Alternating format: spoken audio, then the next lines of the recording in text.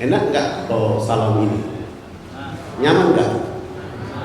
Kalau salam Pancasila?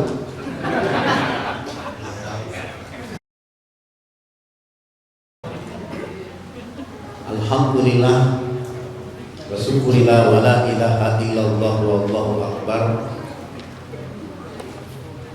wa la hawla wa la quwata illa billahil aliyyil azim. Pada malam yang mulia Allah mempertemukan kita di tempat yang mulia, dalam suasana yang mulia, ditemani dengan hujan yang rintik, sebagai kabar gembira bahwa Allah menyatukan kita untuk menjadi umat dan hamba Allah yang bersatu. Untuk itu puji syukur selalu mengalir dari jiwa raga kita memuji Allah atas segala limpahan rahmat kasih sayangnya kepada kita, dan semoga duduknya kita di majelis yang mulia ini menjadi persaksian terbaik bahwa kitalah yang dipilih oleh Allah menjadi golongan-golongan yang dinaungi oleh Allah Subhanahu wa taala. Salam teriring salawat kepada manusia agung kekasih Allah Rasul Muhammad sallallahu alaihi wasallam, keluarganya, sahabatnya, tabi'in, guru-guru kita, para alim ulama, wabil khusus ulama-ulama Indonesia tercinta yang berjuang menyambungkan Indonesia dari Merauke sampai ke Sabang, dari Sabang sampai ke Merauke dengan akidah iman Islam yang kuat sampai hari ini. Semoga para ulama yang berjuang ini ditulis oleh Allah menjadi kebaikan-kebaikan amaliyahnya di hadapan Allah Subhanahu wa taala. Sebelum saya mulai, saya mau tanya, ada yang mau masuk surga nggak? Di dalam masjid ini ingin masuk surga tidak? Yang tidak mau masuk surga tidak usah angkat tangan.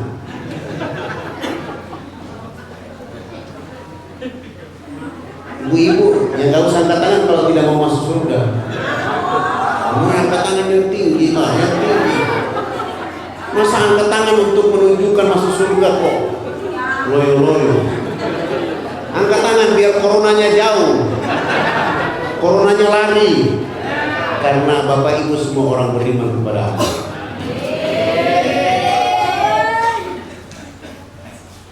Hari ini catatan terakhir umat Islam Indonesia sudah 235 juta. Menurut saudara-saudara kita di Amerika yang beragama Islam, kebangkitan Islam itu akan datang dari Indonesia. Itu pandangan dari saudara-saudara kita di Amerika. Karena mereka melihat Timur Tengah sudah terpecah-pecah, terpecah belah, bercerai-berai jadi emirat-emirat, sultan-sultan, raja-raja kecil yang tadinya mereka menjadi kekuatan besar dalam pimpinan Utsmaniyah, kini tercerai-berai. Sehingga umat Islam Amerika mengatakan kebangkitan Islam itu akan datang dari Indonesia. Apa yang menjadi analisa mereka? Apa yang menjadi variabel sehingga mereka menilai bahwa kebangkitan itu datang dari Indonesia? Pertama, dari total penduduk umat Islam di dunia itu terbesar ada di Indonesia. Yang kedua,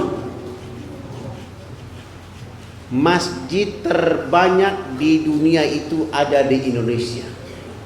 Menurut Dewan Masjid Indonesia yang sudah terdaftar 800.000 masjid. Yang kedua, variabel yang menjadi penilaian mereka, bukan yang kedua, yang ketiga. Kalau yang pertama penduduk, yang kedua masjid, yang ketiga menjadi variabel mereka menilai majelis taklim terbanyak di dunia itu ada di Indonesia. 16.000. Yang ketiga, yang keempat, pondok pesantren terbanyak di dunia juga ada di Indonesia, 32.000. Yang berikutnya, ormas Islam terbanyak di dunia juga ada di Indonesia, hampir 12.000. Yang berikutnya, bank-bank syariah yang ada terbanyak di dunia juga ada di Indonesia. Itu menurut penilaian saudara kita di Amerika. Ternyata itu juga menjadi penilaian dan pandangan yang sama dari saudara-saudara kita di Eropa, Afrika, sebagian Asia Tenggara, Asia Pasifik, bahkan dari Australia juga mengatakan kebangkitan Islam akan datang dari Indonesia. Ini karena mereka melihat dari luar. Tapi ketika diperiksa kembali ke dalam negara ini, walaupun penduduk umat Islam Indonesia 135 juta, tapi belum menjadi 90% di bangsa ini. Karena di saat Indonesia merdeka, umat Islam Indonesia 90%. Kini turun menjadi 87,7%. Kenapa turun menjadi 87,7%? Data sementara, aliran sesat sudah banyak di Indonesia, 335 aliran sesat. 126 nabi palsu, bahkan nabi yang ke 125 itu dari Semarang, namanya Nabi Kugini.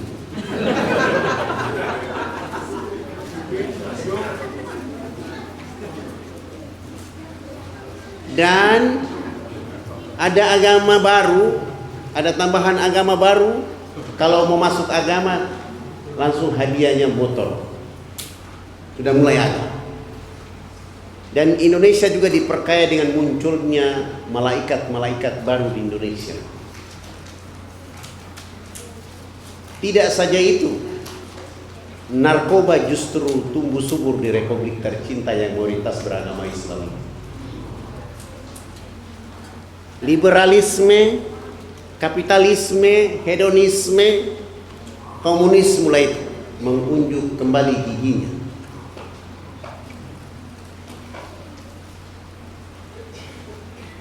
Kalau variabel tadi dari luar negeri, dari Eropa, Amerika, Australia, Afrika, Asia Pasifik, sebagian Asia Tenggara, itu menunjukkan kebangkitan itu datang. Tapi begitu kita tengok ke dalam, harapan itu tidak terwujud.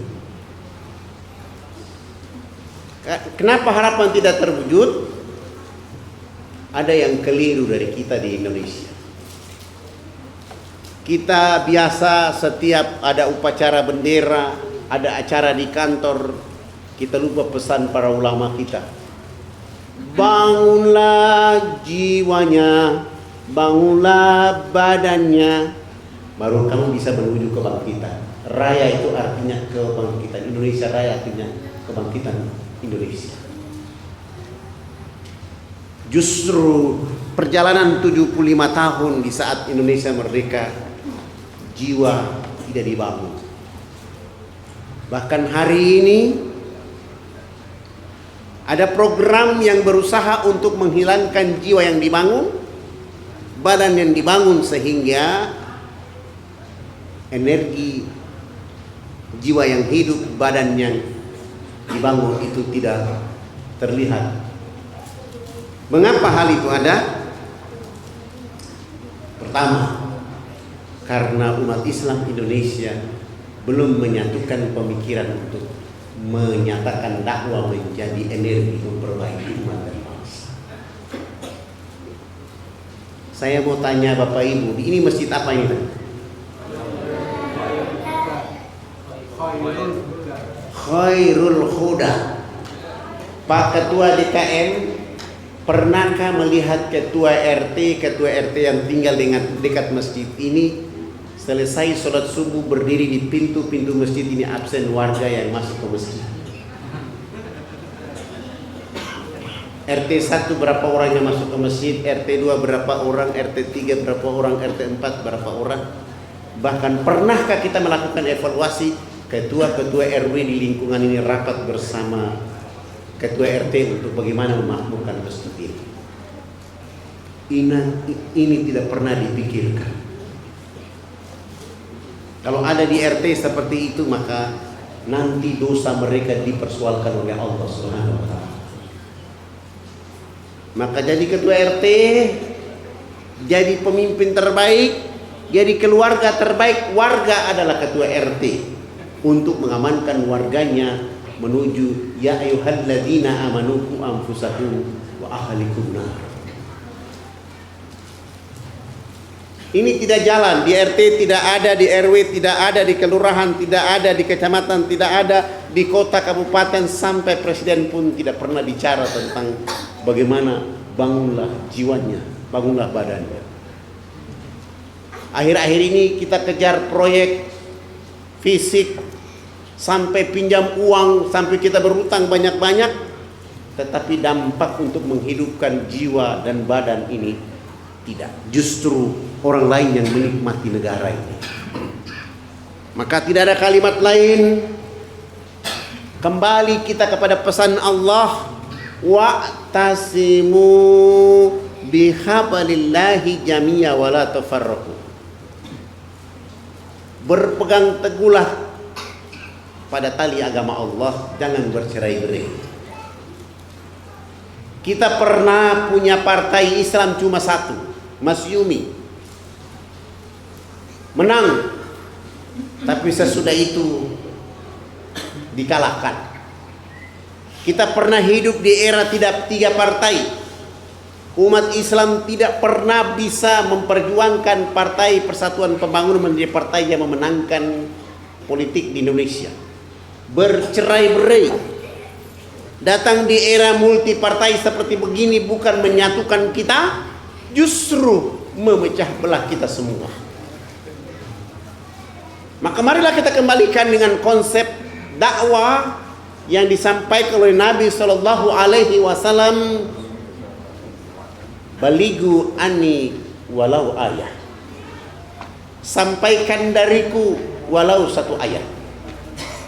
Energi sampaikan dariku walau 1 ayat ini akan menjadi energi terbaik untuk mengembalikan bangsa ini, mengembalikan umat ini, mengembalikan agama ini memimpin masyarakat dunia. Oleh karena dakwah harus berada di seluruh wilayah di mana saja di republik yang kita cintai.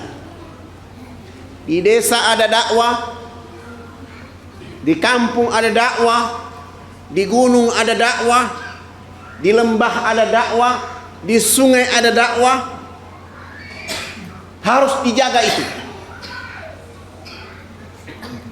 Kalau dengan kemampuan kita menjaga dakwah ini, maka kita akan melihat bangsa ini bangkit. Oleh karena semua orang bergerak untuk menyampaikan ayat-ayat Allah dan sunnah Nabi Muhammad kepada saudara-saudara kita. Kepada siapa dakwah itu dilakukan, ini juga harus diluruskan. Dakwah hadir di atas muka bumi, tujuannya disampaikan kepada 2 kelompok manusia. Pertama, kepada orang-orang kafir yang belum mengenal Allah, harus dakwah tiba di mereka. Dakwah harus sampai kepada mereka, supaya mereka dapat memahami dakwah itu, mengerti dakwah itu, akhirnya mereka beriman, sehingga mereka dipanggil oleh Allah dengan ya ayyuhalladzina amanu, daripada mereka dipanggil oleh Allah dengan sebutan ya ayyuhalladzina kafar. Maka tugas umat Islam harus mencerdaskan, harus mencerahkan agar saudara kita yang belum beriman itu kembali kepada Allah. Karena agama ini hadir bukan untuk agama Islam saja, tapi untuk penduduk bumi, agar anitum harithum alaikum, bahagia, selamat dengan keimanan kepada Allah Subhanahu wa Ta'ala.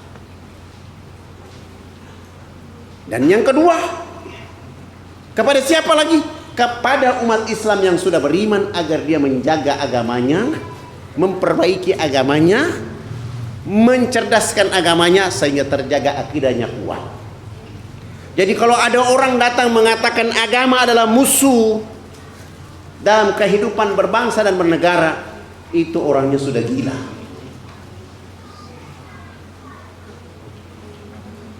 Mereka sudah gila, gila pangkat, gila jabatan, gila hormat. Jangan kita terlena, kembalikan kita. Karena Allah sendiri menyampaikan kepada kita, al-yauma akmaltu lakum dinakum wa atmamtu alaikum nikmati wa raditu lakumul Islam madinah. Islamlah satu-satunya menjadi mabdah. Islamlah satu-satu menjadi way of life, pandangan hidup untuk menyelamatkan seluruh penduduk bumi agar mereka tidak boleh menjadikan bumi menjadi kehidupan mereka, tetapi bumi menjadi perantara, menjadi kendaraan untuk mendapatkan kepastian hidup di surganya Allah di akhirat. Maka itu kepada Bapak Ibu yang dirahmati oleh Allah, sebelum saya lanjutkan, ini orang Indonesia semua? Ibu-ibu orang Indonesia semua? Ada pertanyaan begini, manakah termasuk kebutuhan pokok di bawah ini? Kecuali makan, pakaian, rumah, zikir. Kira-kira Bapak Ibu pilih yang mana? Kecuali yang mana? Halo, katanya orang Indonesia. Manakah termasuk kebutuhan pokok di bawah ini kecuali makan, pakaian, rumah, zikir?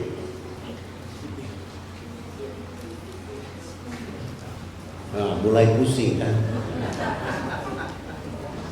Allah menjawab dalam surat 51 ayat 56, A'udzubillahi minasyaitonir rajim. Wa ma khalaqtul jinna wal insa illa liya'budun. Tidak aku ciptakan jin dan manusia di atas muka bumi kecuali mengabdi. Maka tugas pokok manusia di atas muka bumi adalah mengabdi kepada Allah. Dan tugas mengabdi kepada Allah sudah diatur oleh Rasul sallallahu alaihi wasallam, wajib, sunnah, mubah, makruh, haram. Sudah ada.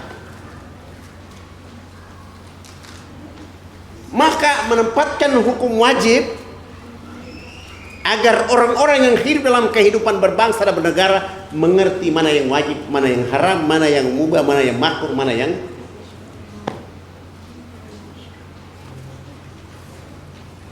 tugas. Ini adalah tugas kita semua kalau kita menyadari kembali bahwa dakwah harus hidup. Akibat dakwah tidak hidup, dakwah tidak merata, bahkan dari data terakhir untuk melayani 135 juta umat Islam Indonesia, dai yang ada cuma 700.000. Artinya satu dai berhadapan dengan 314.500 orang. Tidak efektif. Kalau kita mau dakwah itu hidup, negara ini bangkit, masyarakat ini beradab, maka minimal satu RT ada 5 orang dai. Dai yang pertama fokus mengantar warga RT-nya agar ikra'ul Quran, tadabbur, menghayati dan mengamalkan. Dai yang kedua fokus pada memahamkan warga RT dengan sunnah-sunnah Rasul Muhammad SAW. Dai yang ketiga mengantar warga RT-nya pada fikih kehidupan.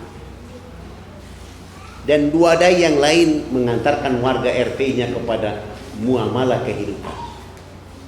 Tugas ketua RT adalah absen warga yang masuk ke masjid atau tidak masuk ke masjid.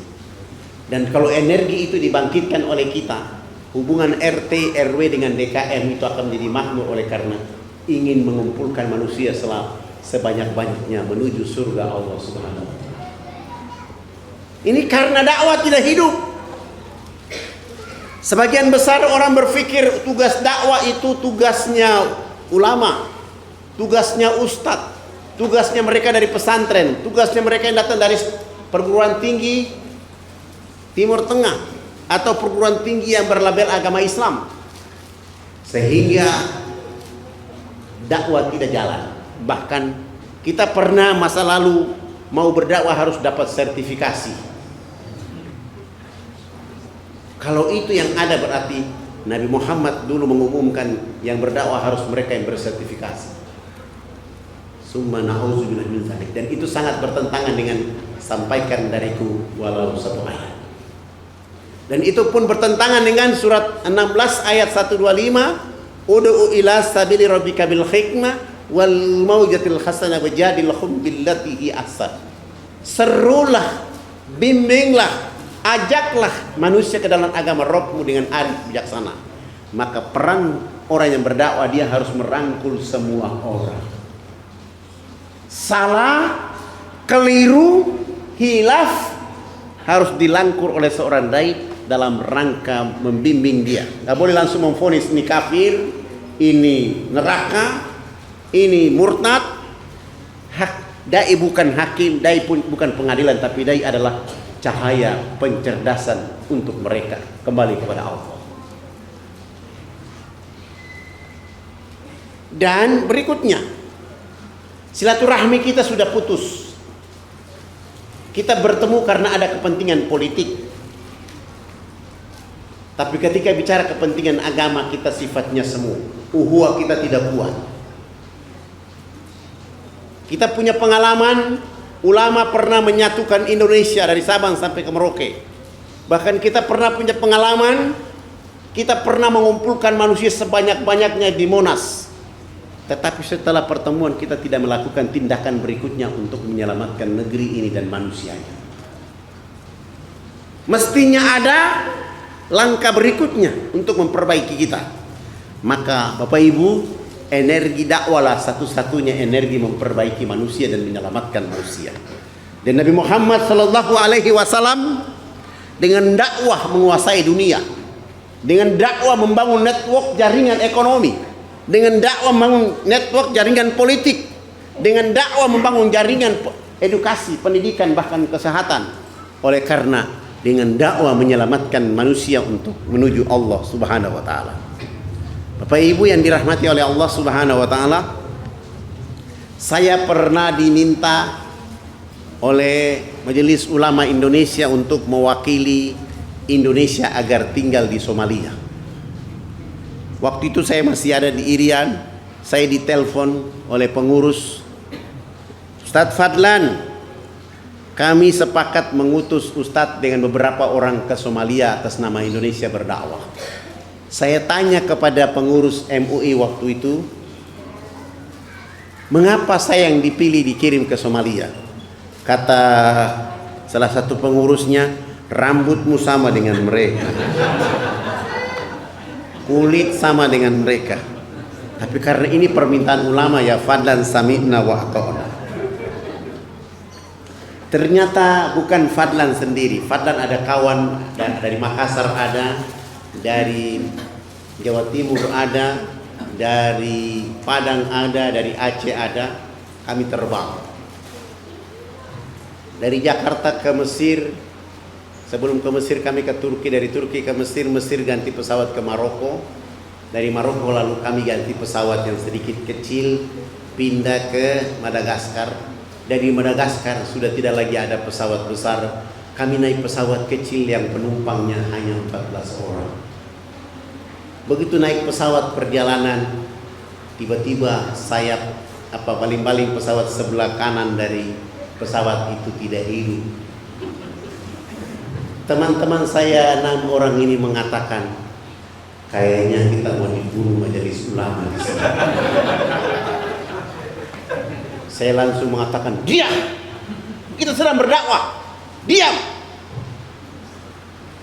Kita harus berterima kasih kepada MUI, karena kalau kita jatuh langsung ke surga, tidak kemana-mana. Sengaja saya buat suasana mereka. Kenapa saya tidak takut? Karena saya sudah biasa naik pesawat itu di Irian. Sudah terlatih. Bahkan pesawat kadang-kadang di pinggir laut sudah baling-baling tidak hidup, sampai 5 menit tiba-tiba hidup kembali lagi. Alhamdulillah 1 jam kemudian kami sampai ke lokasi. Begitu kami sampai ke lokasi dakwah, Teman-teman saya berpikir bahwa kami tiba di airport itu langsung disambut dengan mobil atau kendaraan. Ternyata kami ditunggu oleh para pemuda di desa itu, desa yang akan kami ditempatkan. Tidak naik mobil, harus jalan kaki 6 jam.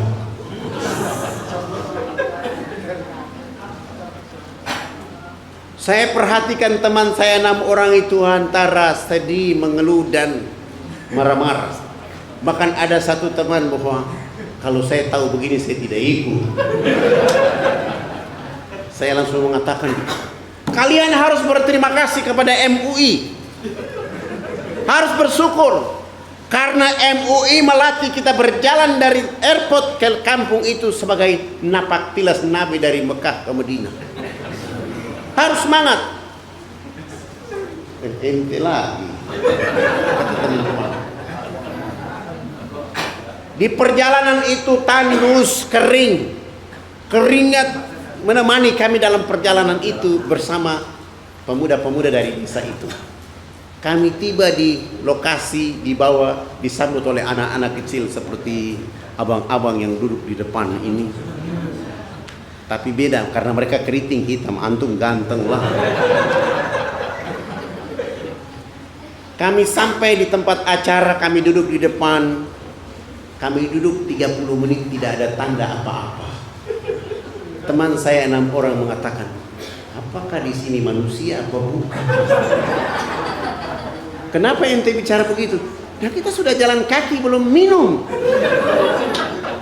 Saya langsung mengatakan, ente ini tidak punya akal. Tadi kita jalan kaki lihat tandus kering itu pertanda di negeri ini tidak ada air. Kalau ente meminum air kembali ke Indonesia. Kami duduk kira-kira 10 menit, dari 40 menit belum ada tanda apa-apa. Tiba-tiba 5 menit kemudian ada 7 ibu dari dalam tempat acara itu keluar. Mereka bawa nampan dan nampan itu dalam keadaan ditutup. Begitu keluar teman-teman saya berteriak, alhamdulillah kita bisa minum. Begitu ibu-ibu ini keluar, ibu yang pertama langsung menyodorkan nampan yang pertama kepada saya. Begitu saya buka ternyata bukan minum, bukan kue, isinya Quran. Teman saya mulai diganggu yang lain. Alhamdulillah ente tadi salah. Saya bilang itu yang benar. Supaya bagaimana bisa membuat suasana itu hidup dan jangan masyarakat tahu tentang keadaan teman saya 6 orang. Saya mulai ambil Quran dan saya buka. Tapi subhanallah begitu saya buka acak-acakan dapat surat 67 surat Al-Mulk. Saya mulai meyakinkan anak-anak kecil di depan dengan masyarakat dan saya mulai baca. A'udzu billahi minasyaitonir rajim. Tabarakalladzi biyadihil mulku wa huwa ala kulli syai'in qadir. Anak-anak kecil umur 5 tahun, 6 tahun, 7 tahun yang duduk di depan kami melanjutkan allazi khalaqal mauta wal hayata liyabluwakum sampai ayat 30 tanpa mushaf dengan sempurna. Saya mulai bilang sama kawan-kawan saya, masih ada 6 nampan, silakan selesaikan. Saya minta izin mau pergi buang air kecil dan saya melewati kerumunan itu ke dalam. Begitu saya ke dalam, saya ditontonkan oleh Allah ada 3 ibu keriting hitam keling sedang mengayun 3 anaknya. 3 ibu ini tidak menyanyikan lagu dangdut, tidak ada lagi bahasa yang mereka punya. Tapi apa yang dilakukan oleh 3 ibu ini? Mereka berdiri di ayunan itu dan mereka mengatakan, Qul huwallahu ahad, Allahus samad. Saya langsung menangis, air mata keluar karena mengatakan, subhanallah. Terima kasih Allah, Engkau telah menunjukkan kepadaku sebuah drama kehidupan yang nyata. Dia keriting hitam tetapi dia menyelamatkan amanah suaminya dengan ayat-ayat Engkau ya Allah. Saya tidak jadi buang air kecil keluar. Saya diskusi kecil dengan teman-teman bahwa kayaknya kita tidak pantas berdakwah di sini.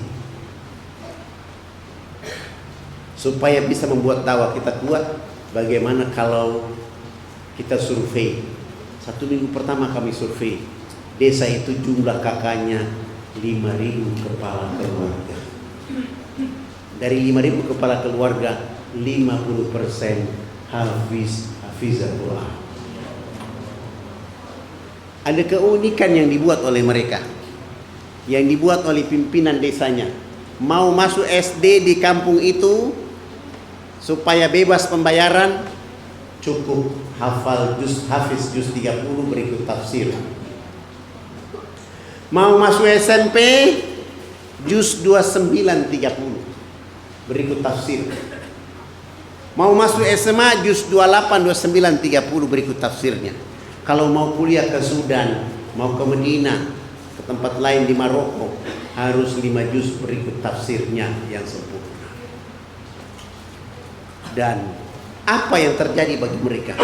Negeri yang kering kerontang, tandus itu, dengan Quran, dengan 50% hafiz Quran, mereka bisa mendatangkan NGO dunia, mulai dari United, PBB, sampai lembaga-lembaga NGO kemanusiaan dunia, mengantarkan air minum, mengantarkan makanan dengan helikopter tiap hari, tidak pernah berhenti, oleh karena mereka berkemampuan untuk menempatkan la aqulu alif lam mim harfu di tengah-tengah kehidupan. Kenapa mereka bisa mendatangkan makanan dari lembaga-lembaga kemanusiaan dunia? Karena mereka berkemampuan menghafal ayat-ayat Allah. Nabi pernah bilang, saya tidak bilang alif lam itu satu huruf, alif lam mim satu huruf, tapi alif satu huruf, lam satu huruf, mim satu huruf. Setiap satu huruf akan mendapatkan 10 energi. Berapa orang yang hafal Quran, mereka bisa mengumpulkan sebuah rahmat besar buat negeri mereka. Rambut mereka boleh keriting, badan mereka boleh hitam, tetapi Quran di lisan mereka, mulai dari ibu-ibu sampai dengan bapak-bapak, bahkan anak-anak generasi mereka. Begitu selesai kami pulang ke Indonesia, kami datang ke tempat acara, disambut dengan kue. Tapi begitu kita lihat keadaan umat, maka kita harus mengembalikan diri kita kepada konsep dakwah yang benar.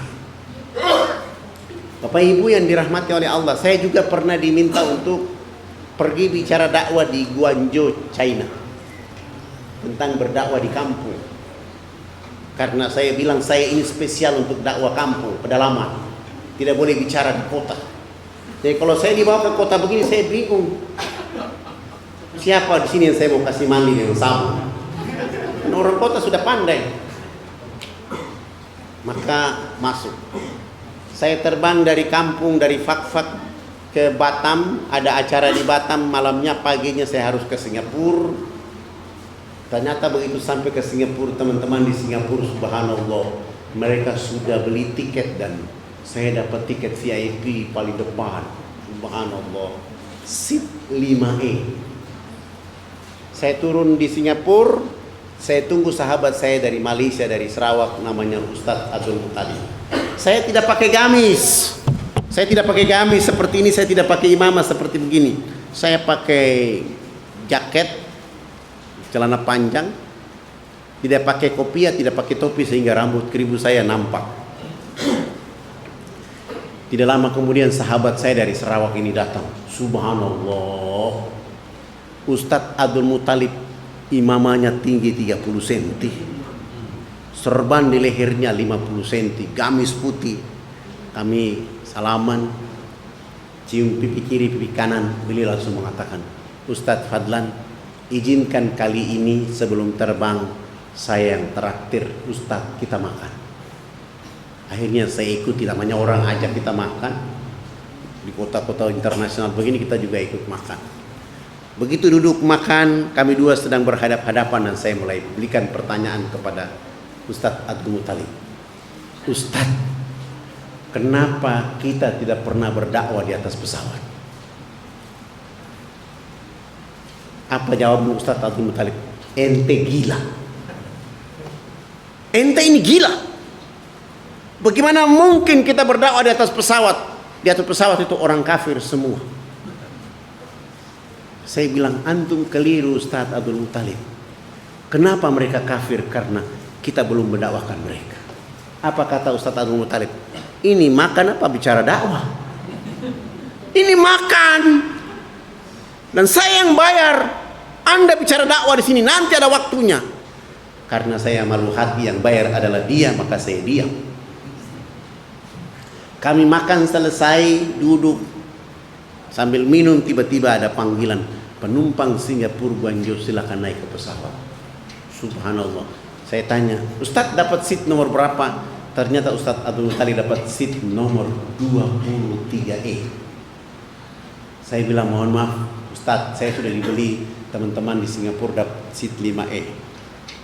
Begitu masuk pesawat, saya paling depan, dan saya duduk, tidak lama kemudian ada penumpang di sebelah seat 5F, laki-laki, aman. Saya duduk, saya berdoa mudah-mudahan di sebelah kiri saya jangan perempuan. Ternyata yang duduk di samping kiri saya juga laki-laki, aman. Agamanya apa? Yang penting sama-sama laki-laki. Abdul Muttalib menuju seat 23E, yang duduk di seat 23F perempuan China tidak pakai jilbab karena masih Konghucu. Begitu Abdul Muttalib duduk, tiba-tiba perempuan Rusia bernama Katarina Yusogovic berpakaian baru naik, seperti baru naik dari kolam renang. Sementara Ustadz Abdul Muttalib berpakaian seperti malaikat yang datang di atas udara itu. Antara baju Abdul Muttalib dengan Katarina bertentangan. Di saat itu Abdul Muttalib mulai tunduk dan menangis terisak-isak. Kami meninggalkan terminal menuju landasan terbang. Sudah ada titik keseimbangan. Abdul Muttalib masih terus menangis, tapi masih terisak-isak. Yang bertanya kepada Abdul Muttalib bukan perempuan China, justru perempuan Rusia yang bernama Katarina Yusogovic. Apakah Tuhan sakit? Abdul Muttalib menangis lebih keras. Ketika Abdul Muttalib menangis lebih keras lagi, datanglah pramugara dan pramugari bawa dokter periksa ini penumpang yang namanya Ustadz Abdul Muttalib. Ternyata Abdul Muttalib tidak berhenti menangis, makin meraung-raung. Akhirnya saya mendengar suara itu, saya lihat, oh yang menangis adalah sahabat saya. Saya bilang sama pramugari, ini penumpang, dia tidak sakit. Kalian kembali ke tempat, nanti saya buat dia diam. Akhirnya saya lihat suasana itu dan saya bilang, ini dia tidak sakit. Ini orang menangis hanya ada 3 hal yang diperhadapkan pada dia pada perjalanan ini. Yang pertama, dia duduk dengan perempuan cantik. Melihat perempuan cantik ini menghinakan dirinya dalam kehidupan dengan berpakaian seperti ini. Itu yang membuat Tuhan ini menangis. Yang kedua, dia duduk dengan perempuan cantik, tapi sayang perempuan cantik ini akan menjadi kayu bakar di nerakanya Allah. Itu yang membuat dia menangis.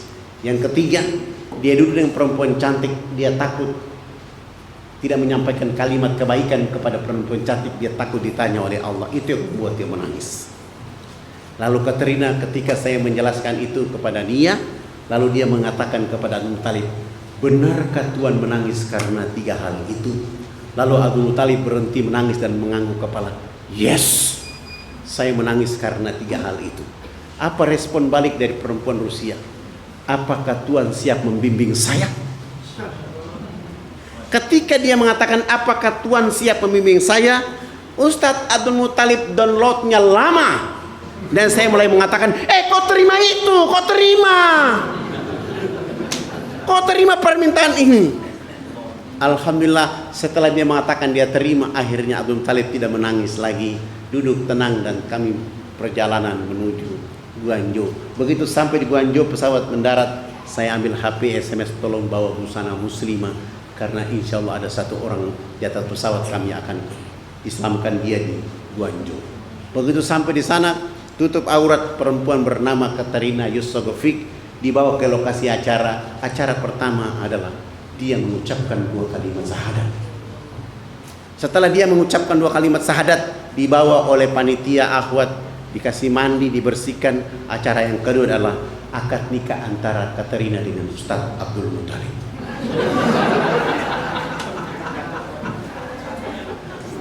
Dan saya mulai bilang sama Abdul Muttalib, ada 2 hal yang paling tinggi bagi dalam kehidupan engkau hari ini. Pertama, agama Islam ditempatkan untuk menerima sholat 5 waktu di Sidratul Muntaha. Ente dapat jodoh di tempat yang paling tinggi, yaitu di atas pesawat. Maka jagalah ini perempuan baik-baik. Subhanallah, Katarina ganti nama dengan Khadijah Yusogovic. Hari ini mereka menjadi butir-butir dakwah di kota Moskow, Rusia hari ini. Itu karena dakwah mencerdaskan, mencerahkan, dan memahamkan orang dengan agama ini. Kalau menjadikan agama hanya menjadi alat untuk menghancurkan manusia, maka jangan bicara Islam di tengah-tengah kehidupan. Karena agama Islam ini aslama, menyelamatkan, menyegarkan, membimbing, memberikan manusia menuju jalan harapan yang pasti. Dan itu dalam Islam. Maka marilah kita meyakinkan diri kepada kita semua, sang ayah bertanggung jawab kepada istri dan anak-anaknya. Sang istri bertanggung jawab kepada suami dan anak-anaknya. Lingkungan bertanggung jawab kepada warganya. Negara bertanggung jawab kepada masyarakatnya supaya membimbing mereka sesuai pesanan para ulama kita di Republik ini, bahwa bangunlah jiwanya, bangunlah raganya. Bapak Ibu yang dirahmati oleh Allah, satu hal lagi yang perlu saya ingatkan kepada kita semua. Hari ini akibat dakwah tidak hidup, dakwah tidak merata. Penduduk yang mayoritas beragama Islam itu 125 juta ya. 235 juta itu 54% belum bisa baca Quran. Wajar potensi alam diambil keluar, karena energi untuk menahan potensi alam tidak dikeluarkan dengan ayat-ayat Allah oleh orang Indonesia sendiri. Maka marilah Bapak Ibu, dengan adanya Madinah, dengan adanya ngaji fresh, dengan adanya sport dakwah community, dengan adanya masjid ini, dengan adanya majelis ta'lim, dengan adanya huwa seperti ini, kita menyatukan pemikiran pagi-pagi hari, siang hari, malam hari berpikir kemana kita bawa warga kita. Impian kita tidak lain kecuali bersama akan mendapatkan ucapan dari penjaga surga, salamun alaikum tibtum fadkhuluha khalidin. Penjaga surga itu akan mengatakan kepada orang-orang beriman, bahagia, selamat kamu di sana. Tapi Allah sendiri mengatakan kepada orang-orang beriman, salamun qaulam mir rabbir rahim. Dan impian ini yang menjadi impian kita orang yang beriman, karena wahai saudara-saudaraku, kita bukan penduduk bumi. Bapak, ibu, saya, siapa saja yang hidup di bumi ini bukan penduduk bumi. Tapi Allah titipkan kita berjalan di bumi untuk melihat kekuasaan Allah, melihat kemuliaan Allah, menatap kebesaran Allah, dan mengagungkan Allah melalui ayat-ayat Allah yang ada dari Nabi Muhammad SAW, supaya nanti kita menuju kekal hidup kita yang abadi, yaitu akhirat. Maka tugas mengabdi kita kepada Allah adalah berzikir. Berzikir itu bukan saja duduk lalu pegang tasbih, tetapi bagaimana aplikasi hidup kita dengan dakwah kemana-mana. Kalau ada teman tidak masuk ke masjid, kita harus resah gelisah. Kenapa dia tidak masuk ke masjid? Apakah dia sakit atau dia ada masalah? Maka kita dengan energi dakwah tadi menyentuh mereka. Fafiru ilallah, bahwa mereka lari cari Allah bersama kita menuju Allah Subhanahu wa taala.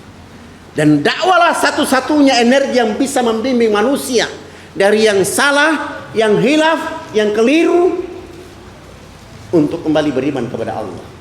Dengan satu catatan, setiap orang yang ingin memberi peran dakwah, dia harus menjadi teladan kepada temannya, kawannya.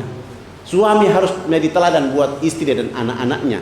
Istri harus tampil menjadi teladan buat suami dan anak-anaknya. RT harus menjadi teladan buat warganya. RW harus teladan buat warga RT-nya.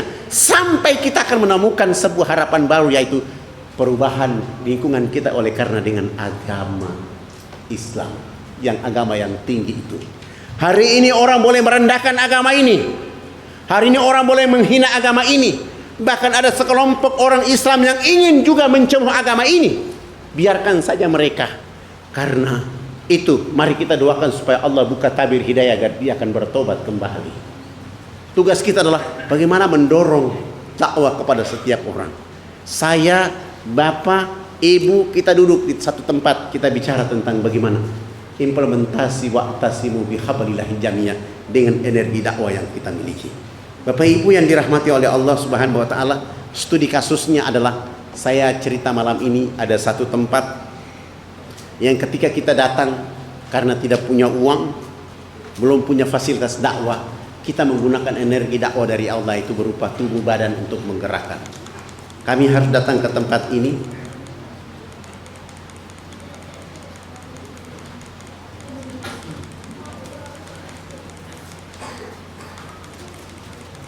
Karena waktu itu belum punya uang,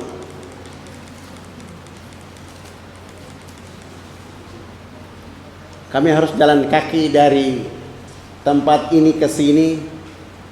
Karena belum punya fasilitas dakwah, mau dan tidak mau jalan kaki. Berapa lama jalan kaki dari kota ke situ? Jalan kaki 3 bulan baru sampai. Kenapa berambisi untuk jalan kaki? Karena tugas kita menyelamatkan saudara kita kembali menyembah Allah, menyelamatkan saudara kita tentang tauhid yang kuat. Alhamdulillah, dan kami jalan seperti begini, bawa sampo, sabun, odol, sikat gigi. Perjalanan seperti ini. Begitu tiba di lokasi, kami berjumpa dengan saudara-saudara kami yang dalam kondisi seperti begini. Mohon maaf, ini bukan porno. Ini keadaan waktu itu. Ketika melihat keadaan ini, saya mulai bilang sama teman-teman, 1 minggu pertama kita tidak boleh berdakwah. Kita lakukan interaksi sosial, mencari tahu kenapa sampai saudara kita seperti begini. Begitu sudah dekat dengan masyarakatnya, sudah dekat dengan keadaannya, lalu saya tanya, kenapa sampai bapak-bapak, mama-mama berpakaian seperti ini? Mereka menjawab, kami pakai pakaian seperti ini akan menjadi pakaian termahal di dunia atas nama kebudayaan. Dengan mereka berbusana seperti ini, mereka juga boleh mandi dengan cara menggosok tubuh badan dengan minyak atau lemak binatang.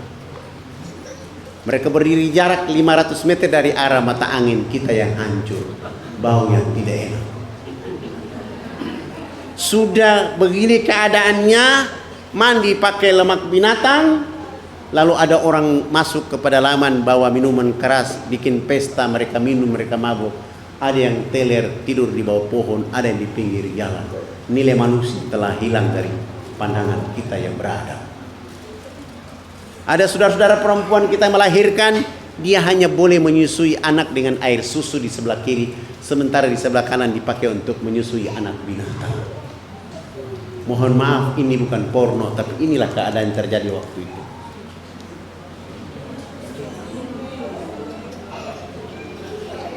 Dengan melihat keadaan ini, kami semua sujud minta ampun kepada Allah. Dan saya mulai mengatakan, tidak ada agama lain yang bisa membawa peradaban ke tempat ini kecuali agama Nabi Muhammad SAW. Dan tidak ada cara lain kecuali berdakwah. Minggu kedua, hari pertama dakwah dimulai, kami bawa kepala sukunya ke pinggir sungai. Saya bilang, Bapak, cawatnya dibuka dulu, pakaian tadi dibuka dulu. Setelah beliau buka, beliau bersama kami jebur masuk dalam sungai. Setelah jebur masuk dalam sungai, naik, saya suruh dai di depan berdiri dengan sabun, sampo, odol, sikat gigi. Saya di belakang mereka dan kepala suku atau tua adat ini berdiri di samping kanan saya. Saya ambil satu sabun, saya kasih beliau dan saya bilang, Bapak kepala suku, ikut gerakan kami.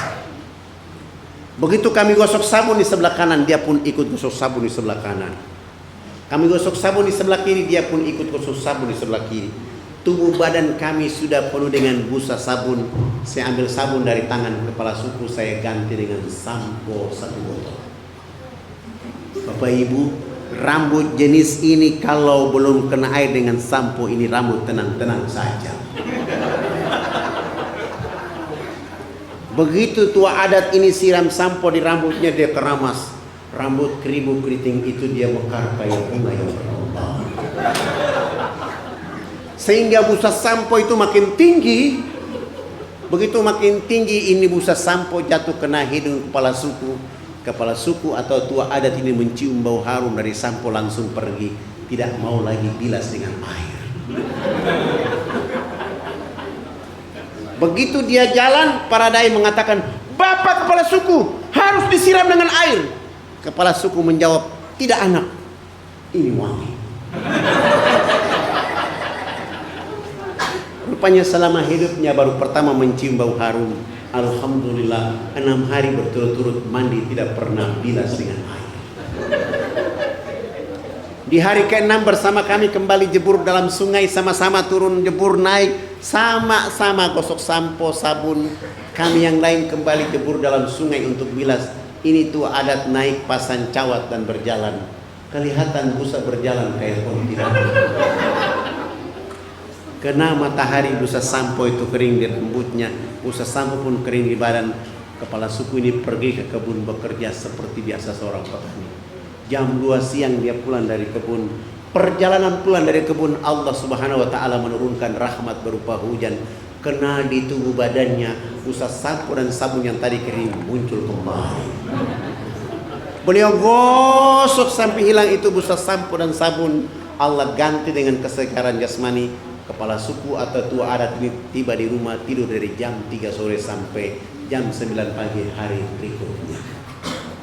Pagi-pagi kami datang ke rumahnya, beliau bangun tidur langsung mengatakan, anak, mandi yang benar itu yang anak ajarkan. Bapak kemarin dimandikan oleh sang pencipta sehingga bapak tidur menjadi enak. Selama ini bapak belum pernah tidur enak seperti tadi malam. Oh, baik, mana kalau pagi ini bapak ikut kami mandi. Dengan senang hati beliau ikut kami ke sungai mandi, bilas, naik. Beliau tidur dari jam 10 pagi sampai jam 3 sore hari itu. Begitu dia bangun tidur langsung kampanye kepada warga adat beliau. Besok pagi yang berkumpul di lapangan dekat sungai sebanyak 3.712 orang. Tua muda besar kecil laki perempuan untuk menikmati mandi pakai sabun mandi yang kami bawa. Kami ajar mereka dari jam 8 pagi sampai jam 12 siang belum tuntas semuanya. Saya skorsing pelajaran mandi karena kami mau sholat duhur. 1 minggu sebelumnya kami sudah buat panggung. Di pinggir lapangan itu menjadi musola kami karena di kampung-kampung sana tidak bisa sholat di atas muka bumi karena binatang sangat banyak. Wudhu selesai, saya lapor yang sudah mandi jangan pulang. Yang belum mandi juga jangan pulang. Nanti kami selesai sholat duhur, kami akan melanjutkan pelajaran mandi. Kami naik di atas panggung para dai. Salah satu dai dia kumat dan saya takbir. Allahu Akbar. Teman-teman dai di belakang saya pun ikut takbir. Begitu kami takbir, yang sudah mandi maupun yang belum mandi yang di bawah panggung, semuanya serentak berdiri, berputar keliling panggung sholat dengan berlawanan arah jam-jam. Mereka tawaf seakan-akan kami itu Ka'bah. Apa yang dilakukan oleh mereka? Ternyata mereka berputar keliling panggung sholat itu untuk memperhatikan dan mengamati gerakan-gerakan sholat duhur yang kami lakukan. Begitu tahiyat akhir, saya salam ke kanan dan ke kiri. Assalamualaikum warahmatullahi. Assalamualaikum warahmatullahi. Tua adat itu langsung loncatnya di atas depan saya jadi imam, langsung mengajukan beberapa pertanyaan. Anak, kenapa anak dengan teman-teman berdiri angkat tangan dan mulutnya bicara-bicara? Itu maksudnya apa? Dalam hati saya menjawab, subhanallah, baru mandi cerdas begini. Saya mulai menjelaskan. Mama-mama, bapak-bapak dan masyarakat, kami yang di atas panggung ini agama kami Islam. Dalam agama kami diperintahkan Tuhan Allah Sang Pencipta dalam satu hari 5 kali kami menghadapnya di saat dan waktu yang ditentukan. Tadi kami berdiri mengangkat tangan, itu artinya kami menyerahkan sepenuhnya kami punya jiwa, kami punya raga dan kami punya kehidupan ini kepada Tuhan Allah. Yang kami bicara-bicara itu adalah Allah Maha Besar. Jiwa raga dan kehidupan kami di dunia ini kecil sehingga tangan kiri kami ini malu menutup dada kami. Tangan kanan kami pun malu menutup tangan kiri dan dada. Terserah Allah. Mau menghukum kami terserah, mau memberi hadiah kepada kami terserah, karena kami sudah menyerahkan sepenuhnya jiwa raga dan kehidupan kami kepada Tuhan Allah. Kepala suku mendengar penjelasan saya, langsung beliau mengatakan, wow, ini agama yang benar. Menurut bapak kami sudah Islam. Beliau mengajukan pertanyaan berikutnya, tapi kenapa sesudah itu anak dengan teman-teman bongko badan? ruku, dia bilang bongkok badan. Saya jawab, kami bongkok badan itu supaya bisa melihat seluruh fasilitas yang diberikan oleh Tuhan Allah kepada manusia berupa batu, pasir, tanah, air, hewan, tumbuhan. Silahkan dinikmati, dipelihara, dilindungi karena masih ada manusia berikutnya. Kepala suku langsung mengatakan, ini agama yang benar. Menurut Bapak kami sudah Islam. Tapi kenapa sesudah itu anak dengan teman-teman tunduk mencium papan? Apalagi artinya? Kenapa sujud? Saya jawab, kami tunduk mencium papan pertanda kami menangis atas dosa, maksiat, kejahatan yang kami lakukan di bumi. Sehingga kami merendahkan kepala kami untuk minta ampun. Kenapa kami lakukan itu? Sebentar kami mati nanti, kulit, daging, darah, tulang akan dilebur kembali menjadi tanah. Sebelum dilebur kembali menjadi tanah, kami menyatukan kepala, telapak tangan, lutut dan kaki menangis minta ampun kepada Dia, Allah yang Maha Tinggi. Tapi kenapa sesudah itu anak dengan teman-teman lihat ke sebelah kanan mulutnya bicara-bicara, lihat ke sebelah kiri masih bicara-bicara. Salam dia bilang bicara-bicara. Saya menjelaskan semuanya dan beliau langsung mengatakan, kalau begitu kami tidak boleh di atas panggung sholat. Kami tadi di atas panggung sholat turun duduk kembali bergabung dengan masyarakat di bawah. Mereka tua-tua adat dan kepala-kepala suku itu naik menggantikan kami di atas panggung sholat. Bukan sholat, tapi mereka membahas kehadiran kami di sana. Setelah rapat selesai, kepala suku berdiri menyampaikan pengumuman. Hari ini kemenangan telah datang di negeri kita. Maka hari ini saya mengatakan, kita semua yang ada di kampung ini mengikuti agama yang diajarkan oleh anak-anak kita di tempat itu. Kami semua pada dai sujud menangis oleh karena malu, tidak bawa apa-apa kecuali sabun, sampo, odol, sikat gigi untuk mereka. Lalu menguatkan hati saya dan saya bilang, ikuti kata-kata saya ketika mereka dalam keadaan telanjang mengatakan, asyhadu an la ilaha illallah wa asyhadu anna Muhammad Rasulullah. Ya Allah, mereka dalam keadaan tertinggal, mereka dalam keadaan bodoh. Hari ini dakwah sampai di hati mereka, masuk ke negeri mereka, lindungi mereka, jaga mereka agar mereka akan berdiri kokoh di negeri ini. Alhamdulillah, tanpa beban saudara kita pun mengucapkan 2 kalimat syahadat. Setelah syahadat selesai, program berikut yang kami lakukan untuk mereka adalah mengganti nama-nama mereka. Yang nama Paulus kami ganti nama dengan nama Zainal Abidin. Yang nama Yohanes kami ganti nama dengan nama Tajuddin. Yang nama Wilhelmus kami ganti nama dengan nama Ibrahim. Sangat lucu kalau mereka syahadat lalu rambutnya keriting, badannya hitam keling dipanggil Sutrisno. Tidak cocok. Atau dia masuk Islam rambutnya keriting, badannya hitam keling dipanggil Suroso. Tidak cocok. Tapi Zainal Abidin, Abdul Muthalib, itu nama-nama yang paling keren untuk mereka. Setelah syahadat selesai, program berikut yang kami lakukan adalah melaksanakan hitanan masal mulai dari umur 7 bulan sampai umur 63 tahun. Alhamdulillah kami dibantu oleh teman-teman dari Angkatan Laut di bawah pimpinan Dr. Kolonel Mulia Tarmizi. Akhirnya menghitan saudara-saudara kita selesai, beliau mengatakan harus kita kasih tahu Pak Harto biar pembangunan dipercepat di kampung ini. Subhanallah. Beliau bikin surat, Pak Harto mengatakan silakan mengantar tua-tua adat menghadap saya di Jakarta. Subhanallah. Tua-tua adat ini sudah pakai celana panjang, mereka sudah pakai kemeja, bahkan sudah pakai jas. Tapi mereka belum bisa pakai sepatu. Karena ukuran kakinya rata-rata nomor 47. Tidak ada jenis sepatu itu di sana dan belum ada di sana. Terpaksa kami menggunakan sendal jepit kelebihan tumit, naik pesawat dan terbang. Tiba di Makassar, lanjut perjalanan ke Jakarta. Pagi-pagi kami datang, Pak Harto mengatakan pertemuan akan dilakukan sore hari ini, bukan di istana tapi di rumahnya di Jalan Cendana. Begitu kami datang, subhanallah, Presiden Soeharto di tengah-tengah kesibukan kenegaraannya, memimpin negaranya, berdiri di depan pintu rumah di Jalan Cendana, mengulurkan tangan menyambut kehadiran warga negara masyarakat yang datang dari timur Indonesia. Salaman, langsung dibawa masuk ke ruang tamu, dikasih makan, dikasih minum, Pak Harto akan menyerahkan bantuan berupa baju koko, gamis, sajadah, kopiah, sarung. Sebelum menyerahkan, Pak Harto juga sudah siapkan uang saku satu kepala adat dengan harga waktu itu saya lihat amplopnya isi 50 juta satu orang. Sebelum menyerahkan, Pak Harto minta supaya salah satu kepala sukunya bicara konferensi pers. Lalu saya suruh kepala suku yang tua bicara. Lalu dia bicara, "Bapak tidak pantas jadi presiden. Presiden macam apa hanya bangun Makassar, presiden macam apa hanya bangun Jakarta. Pemilu nanti saya akan bicara supaya Haji Muhammad Soeharto tidak boleh lagi dipilih jadi presiden."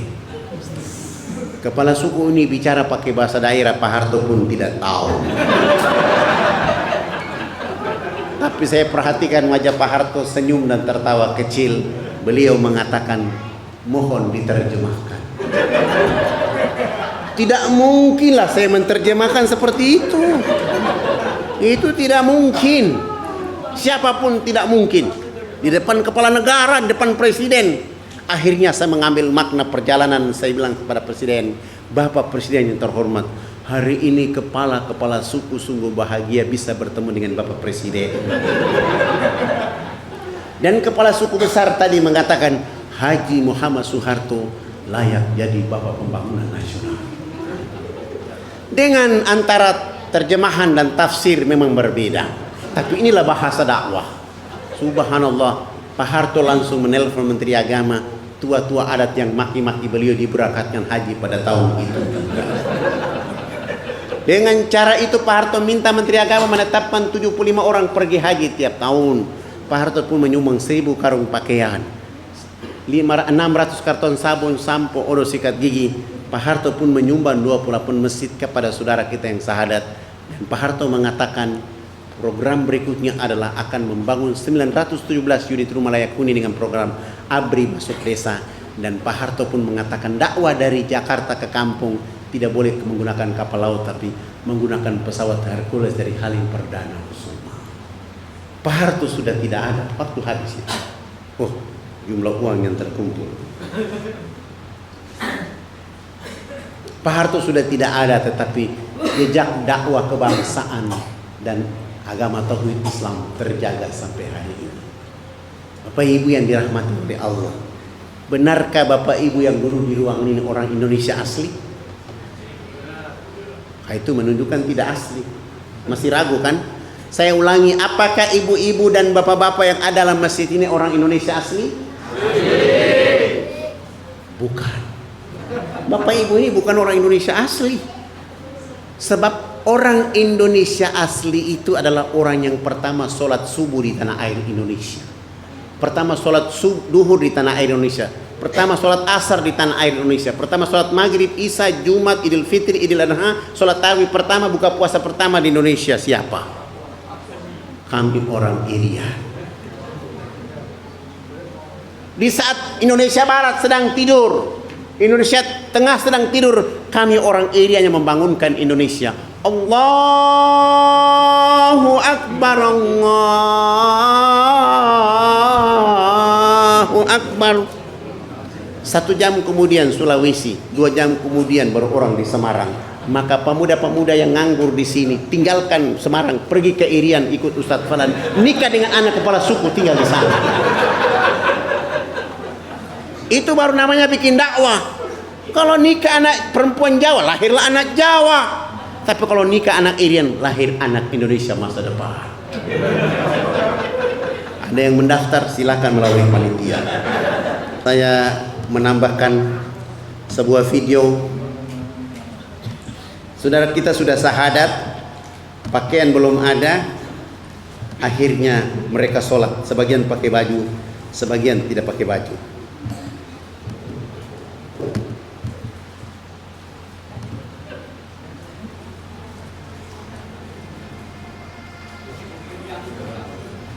Masjid belum ada, bukan karena tidak ada pakaian. Jalan kaki ke kampung mereka, kami harus jalan kaki 10 hari 10 malam. Allahu Akbar, sini nak. Ya, sini. Rabbi habli minas sholihin. Rabbi habli. Jadi anak yang soleh nanya, siapa namamu? Hah? Niko. Niko, ganti nama, jangan pakai nama itu. Ya, jadi anak yang soleh atas. Subhanallah. Keras karena badanmu besar. Itu kondisi. Tapi hari ini alhamdulillah teman-teman polisi dan TNI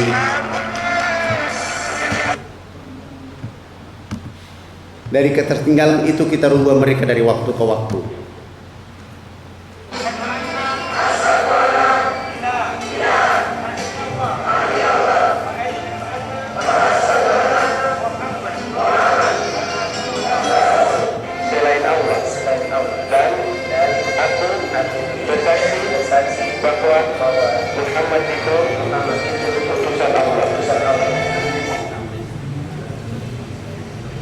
Dalam mengucapkan 2 kalimat syahadat, kita mengirim saudara-saudara kita untuk melakukan tahara dengan menggunakan tanah liat sebagai upaya untuk menghilangkan lemak-lemak babi dan lemak-lemak anjing yang Siapa selama namamu? ini mereka gunakan di Atang. lingkungan mereka secara Harta. setiap saat. Harta berarti harus uangnya banyak ya. Karena punya harta yang banyak ya. Kalimat syahadat, maka 50.000 kita subhanallah. akan Rabbi habli membersihkan dengan soleh, tanah anak liat. yang soleh ya. Ya, masa depan pemuda Tampak masa juga depan. mereka Keras lagi. antusias sekali Keras. setelah mereka Salah. mengucapkan syahadat. Udah, tuh, Dan kasih ini banyak ya. mereka Oke, ini mereka setelah syahadat kita bersihkan dengan tanah liat supaya mereka bersih. Sesudah itu kita bawa mereka untuk mandi. Allahu Akbar. Langsung ke panitianya, jangan ke saya. Ini mereka keluarkan. Subhanallah. Allahu Akbar. Setelah itu kita akan membawa mereka untuk memperkenalkan bagaimana mandi yang baik, mandi yang benar menurut kemanusiaan ataupun yang diajarkan oleh al-Islam.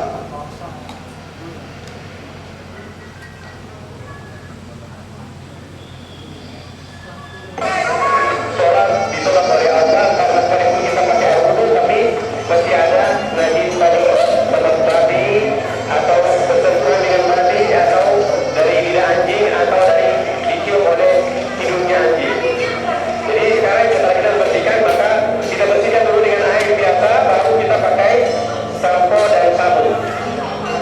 Jangan bersihkan tanah yang tadi, bersihkan tanah dulu.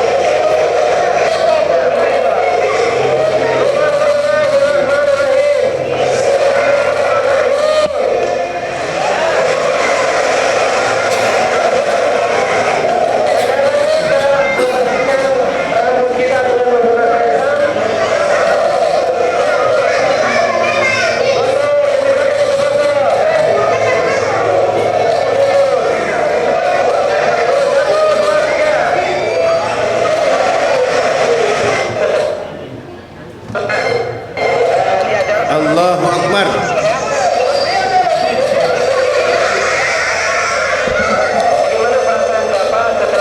Allahu Akbar.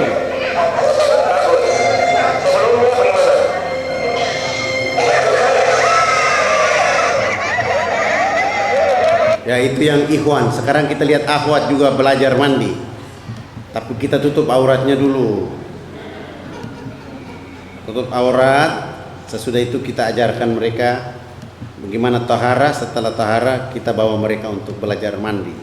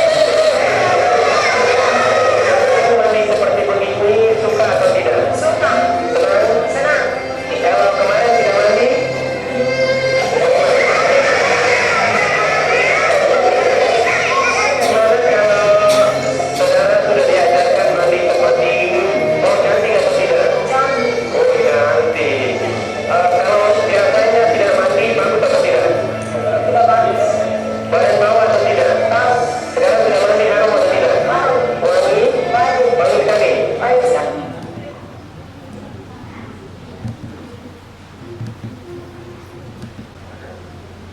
Ini dakwah kita dengan cara-cara seperti itu.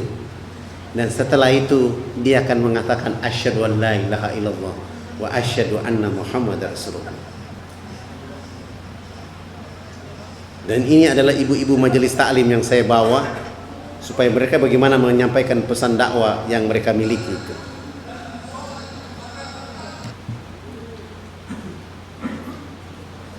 Nah, ini kalau ibu-ibu dari Semarang mau datang ke sana, ini ada gerakan hitanan massal. Ini salah satu istri dari ketua partai politik masa lalu.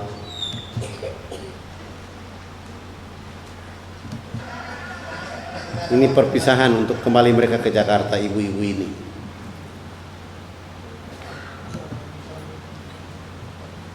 Ini memperkenalkan jilbab bagi anak-anak negeri. Bagaimana mereka bisa pakai jilbab.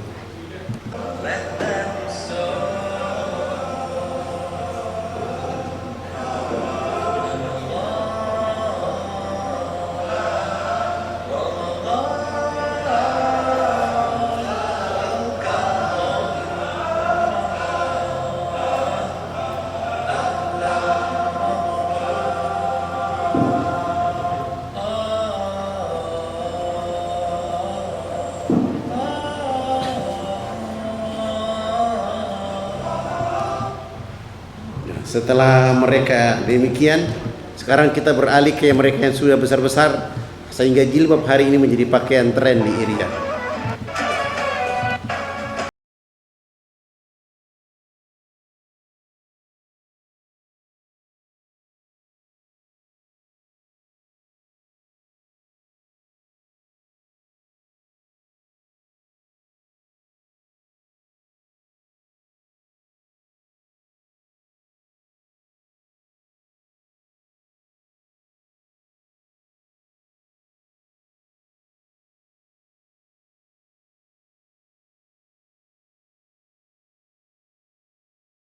Demikian yang disampaikan. Alhamdulillah terkumpul kemakmuran majelis ini sebesar 15.050.000. Kurang 50.000 jadi 15.100.000. Ya, saya kira itu yang bisa sampaikan pada malam hari ini.